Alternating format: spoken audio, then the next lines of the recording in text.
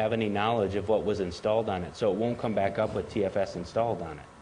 So that's the challenge with trying to deploy some custom like third-party apps or components that aren't part of your just like core application. I'm going to go, can I go and come back to you? So, gentleman in blue.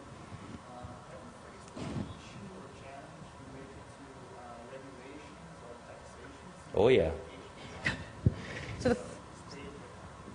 So the question is, have we faced situations with taxation, regulatory considerations? There's no doubt that is a big, hairy beast, depending on where it is that you reside and where it is that you ultimately want to do business. The reason that we have dual data centers within each region is to allow people, so especially we've got 2 data centers in EU, because that's most often the geography that we get the regulatory questions from. So a customer can choose to deploy just in the data centers within the EU in order to maintain their data within that geography. I think you'll see over time all cloud platform providers will have to respond to this more and more. I also think it is the reason that the public cloud, or when you even think about it from a Microsoft perspective, it is unlikely that Windows Azure will have a data center in every country that is Microsoft owned, because I think there will be requirements that will be best served by local providers. And so I think Microsoft will have ways to enable that in the not too distant future. So to expand on that a little bit, one thing that was interesting for us is because we actually have a pay-for-play proposition with our application, we looked at the state of Illinois and specifically at the Chicago data center and said that's where we want to be, because they've got some of the most liberal taxation policies, I think, in the United States. So basically, by having our web presence in the Chicago data center, we don't have to charge taxes, which works out really well. So I'm going to go here, and then I'll come back to you, okay? And I think I've got one here, too. Go ahead. Yeah. I was wondering about the service level availability to particularly end users. I mean, let's suppose that we own a large real estate business like, Holder Banks and 21. We put these into their little offices all around the country, and we get a complaint saying no one in California can access the web. You guys looking at it in the Chicago data center, yeah, looks great. How do you sort of address that service level issue? So the question is, when you have end user service level, if somebody says that they can't reach the service, then ultimately how is it that you troubleshoot it? There's no doubt that it gets a little bit trickier, because to some degree it could literally be the local ISP that is having the connectivity problem. I think the best that we can do is we can report on what the current service availability is out of each of our data centers, so that we can at least eliminate that as a potential problem. And then from a real world example, how have you guys managed that? Well, for us, basically, we know because we go into the Azure portal, we see that everything is up and running, we see that there's been no hiccups.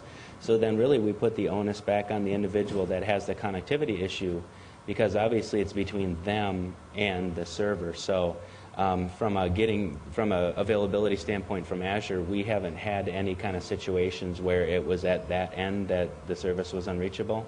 So yeah, the onus unfortunately falls on the end user at that point to diagnose and determine connectivity issues. But that's any internet application. Yeah. Okay, it can be, if it's in your data center, you can have exactly that same problem if they're trying to connect from someplace out in India or China or even in the States, for example. Right. So this is one of my concerns, that we've built a worldwide MPLS network, which is good to rely on the internet, should be. And not being able to run that into your data center is a big issue for us until we move forward. And so I'm just wondering. Yeah, I mean, what we do is that, I mean, we obviously are serving customers, enterprise customers, and small, medium business customers, so we have our own technical support. So what we provided for our own technical support is that we have an intranet page, and it takes the information from our operations manager installation, which reports all the connectivity and availability as we see it from our side. And then it also takes a live feed. There's an RSS feed from Windows Azure side, so you can actually take live feed of their outages and their status. So a Quest support person, when a customer calls, can immediately go to that web page and see the current status the way we see it. Like, does Microsoft report an outage? Yes, no. Do we report unavailability from our side through the internet? Yes or no. And if we think, our systems think that everything's available, Microsoft thinks that everything's available, then the support engineer starts talking to the customer and they do whatever, trace RT and regular network troubleshooting stuff. I mean, I think the way to think about it is that it doesn't eliminate the need to support. I think it will require having a different set of troubleshooting and documentation in order to be able to figure out how to best support the customer. Okay. Let's see. Yeah, back to you.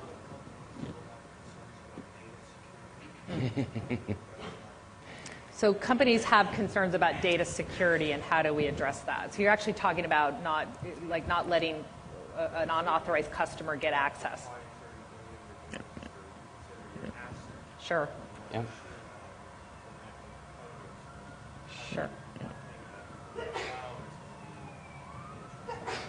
Sure. Sure. Yeah, you guys, again. I guess what I would ask you is, how do you do it today?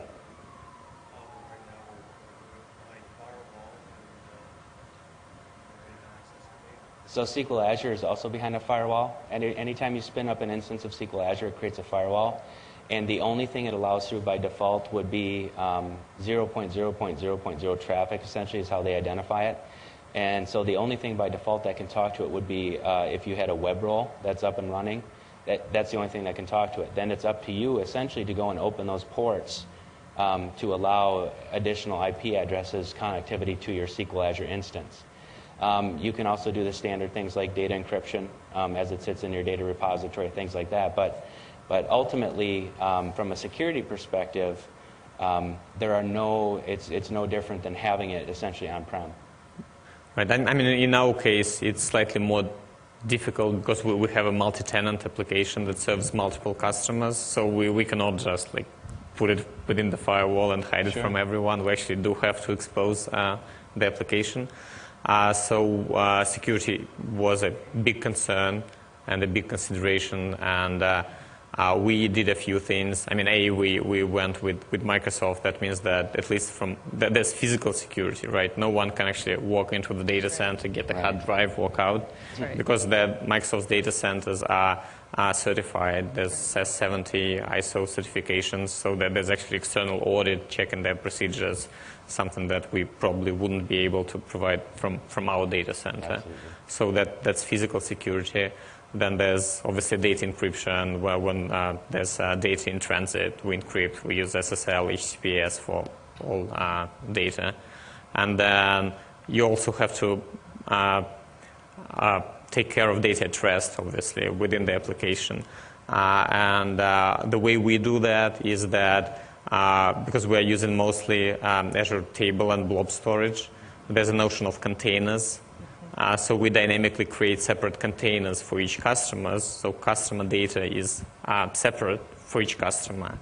And then this container, we protect it with SAML access, SAML tokens using Windows Identity Foundation.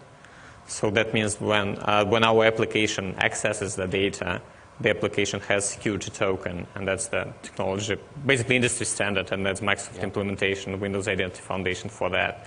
So customer application, even though the application is multi-tenant, whenever customer is actually doing something, the customer operates within the security context of just this container.